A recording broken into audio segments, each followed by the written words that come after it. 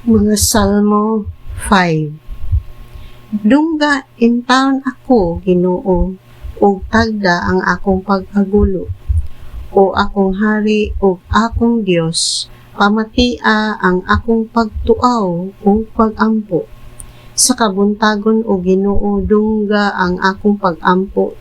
Sa kabuntagon nag-andam akog mga halad, ug naghulat ako kanimo. Diyos ka nga dili mahimuot sa dautan ug kanimo walay dapit ang kahiwian. Dili ka buot nga muatubang kanimo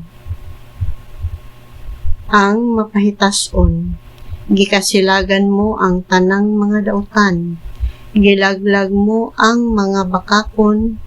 Gisalikway mo ang mga bangis ug limbungan.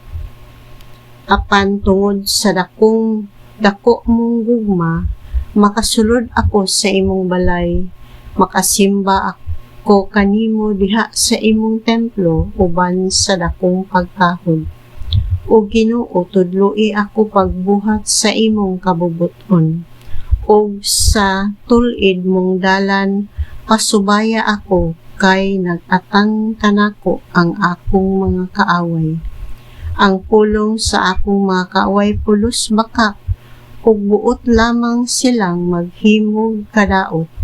Ang ilang bakba daw abling lubnganan, ug maayo silang muulog-ulog. Siloti sila o Dios, maunay unta sila sa dautan nilang laraw.